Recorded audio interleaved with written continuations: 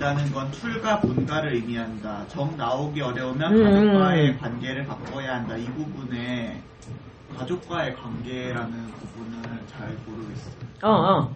그러니까 어른은 내가 이제 독립적으로 내 생활을 꾸리는 게 어른이잖아.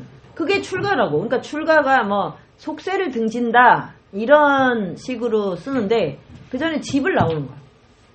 가출 말고 가출은 몰래 튀는 거지. 야반들도. 그러면 다시 엄마 아버지가 막 그 핸드폰 추적하고 막 경찰한테 신고해서 다시 잡혀가야 돼. 가출하면 안 되고 당당하게 내 발로 나와야 돼요. 이게 사실 어른이 되는 거예요. 그런데 이제 그러려면 뭐요? 가장 먼저 내가 의식주 해결을 해야 되니까 지금 그래서 못 나오는 거죠. 근데 의식주 해결을 할 때 어떻게 하냐면 지금 있는 경제 구조를 그대로 재현할 수 있는 데를 찾으면 못 나와요. 영원히 못 나와요. 스카이캐슬 애가 스카이캐슬 같은 데를 얻어서 나올 수가 있냐고. 그건 말도 안 되는 거예요. 어떻게 하냐면 이제 그러면 내가 삼시세끼 삼시세끼가 좀 그렇다 그러면 2끼로 줄여요. 그러면 아주 건강에도 좋아요.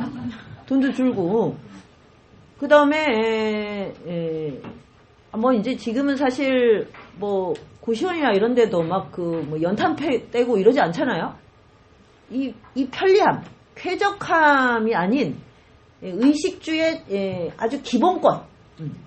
그거를 내가 스스로 설정해서 감당해야 돼요.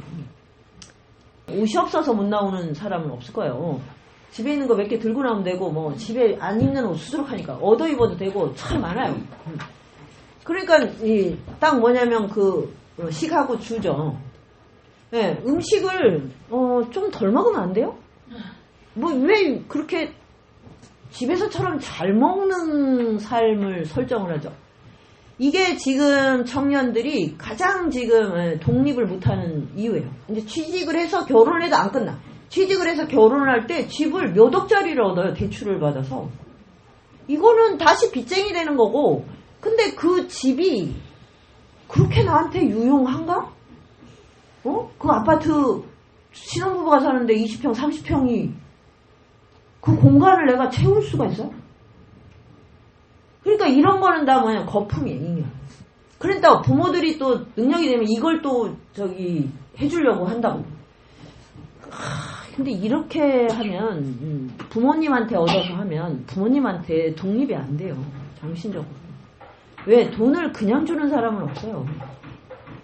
네. 영혼을 지배하려고 하죠. 내가 널 이렇게 왜 돈이 그 부모님한테는 영혼이거든. 그럼 네 영혼을 나한테 팔아라 이렇게 하는 거야. 왜 그럼 바보 같은 짓을 해요? 근데 만약에 이제 조건상 좀 나올 수가 없다. 그럴 때는 관계를 바꿔야 돼요. 관계를 뭐냐면 집안에서 내가 내 살림을 꾸려.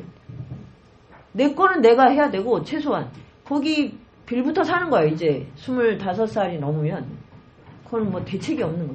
빌붙은 거지. 그거는 절대 사랑의 힘으로 사는 게 아니에요. 집에서 일을 해요. 청소를 하고, 허드렛 일을 다 해야 돼요. 할 수 있어요. 응? 못하죠. 그래서 집에 있으면 안 되는 거야. 집에서는 그걸 한다고 하면 엄마가 또 다 못하게 할 거야. 네가 왜 이런 걸 하냐고. 그러면서 시험 공부하라고 하겠지. 그래서 못 바꿔요, 그거를. 정말 그래 가족은 어떤 점에서 문제냐면 서로를 지켜주는 힘은 정말 큰 거죠. 그거는 이제 인정할 수밖에 없는데 그 문제가 감정과 습관의 패턴을 아주 견고하게. 그래서 부모하고 독립을 안 하면 엄마한테 치대는 일을 계속해. 결혼해도 또 친정에 가면 또 그런지. 그리고 부부는 말할 것도 없어요. 그래서 부부가 정말 금슬이 좋은 게 참 이게 위험한 일일 수 있구나. 왜냐면 동일한 패턴을 하거든요. 그럼 나중에 이게 집착인지 애착인지도 몰라요. 그냥 없으면 안 되게 되는데 이건 너무 이상하지 않습니까? 그래서 하여튼 무조건 관계를 과감하게 바꾸거나 그래서 이렇게 집에서 뭘 하기 어려우면 그러면 제가 책에 썼죠. 새벽에 나오라고. 그리고 밤 늦게 들어가라고. 근데 부모가 안심을 해야 되잖아. 그러니까 안전한 곳이 어디냐? 책이 있는 데가 안전한 거.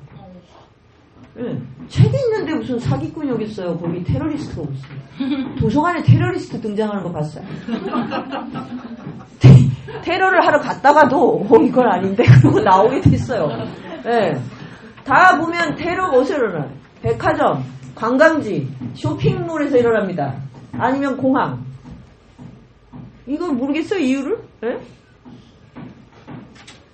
도서관, 또는, 사찰, 이런 데서 하지 않아요. 거기 가서 막 기도하고 있는데 또는, 연불하고 있는데 거기 아무리 사람이 많이 있다고 해도 거기에 하겠다는 마음을 안 들게 돼 있어요. 저는 좀 비슷한 다른 경우인데, 저는 이제 제가 따로 살다가 제가 다시 이제 들어가서 부모님하고 학가에서 살고 있어요. 그리고 최근에 도서관에서 이제 생활을 하다 보니까 주로 선생님실 있고 서점 갈거나 도서관 갈거나 이런 생각을 하는데 부모님한테 지속적으로 연락이 와서 빨리 들어와라. 어디에 있느냐 이런 지속적 하신이나 간섭이 지속되고 있는 상황이라면 부모님을 어떻게 안심시키고 그러니까 그거를 생활 리듬을 자기가 정확하게 리듬을 이걸 조율을 해야 돼요. 그러니까 지금은 그냥 들어가도 되고 안 들어가도 되는 상황이 있으니까 그렇잖아요. 내가 밤 7시부터 9시까지는 어디서 글을 쓴다. 어디가 세미나를 한다. 이걸 확실히 주시키면 안 기다려요. 지금 산만하게 하고 있으니까 그렇죠. 그러니까 만만해. 그러니까 본인이 필요하면 언제든지 불러드릴 수 있다고 생각을 해요. 그게 뭐냐, 이 축이 없어서 그런 거예요. 여기 그 가미당 대중리성 오는 분들은 주부들이 많아요. 주부들은 진짜 애가 문제 생기면 수시로 불려가잖아. 근데 그래서 내가 이걸 할 수 있을까 이렇게 생각을 하고 오는데 딱 일주일에 하루는 엄마가 하루 종일 공부한다 라고 딱 이제 가족들이 주지를 하고 저 공부는 엄마한테 너무 중요한 거야 이러면 그런 일이 안 일어나요. 그래서 공부가 오히려 재난을 방지한다고 얘기해요.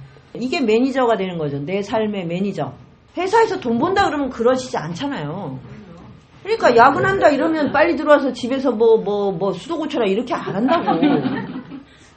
그게 돈의 힘에 굴복하는 거잖아요. 공부는 더 중요하다고 그거보다. 그리고 가서 그걸 잘 못 믿겠으면 돌아가서 그 오늘 공부한 얘기를 들려주세요. 그러면 그 다음부터는 이제 더 듣고 싶지 않아서 안 물어보거든요. 네, 공부 많이 하고 와 이렇게 하고. 생활의 지혜, 유머가 아주 많이 필요합니다. 아니면 또 들으시면 또 좋은 거고요. 왜냐면 인생을 살아가는데 제일 소중한 건데 그거를 가족과 나눠야 마땅하지 않겠어요? 네. 근데 가족은 그런 식으로 회로가 돼 있질 않아서 지식에 대한 얘기를 하면 다 그냥 그러니까 그래서 알 수 있는 거야. 아, 이게 지식 공동체가 아니구나. 그 생활 공동체. 돈이나 이제 그 물질적인 얘기를 하면 쫙 그냥 모여들어요. 그렇지 않나요? 네. 할아버지가 돌아가셨다. 유산에 대해서 이야기하자. 그럼 쫙 모여. 어디에 숨어있던 사돈팔 할아버지가 평생에 남긴 지혜를 우리가 같이 나누자. 이러면 이제 띄엄띄엄 거의 안 오죠. 그러니까 얼마나 우리가 물질적인 것으로 연결되어 있는가 이거를 아주 단적으로 보여줍니다.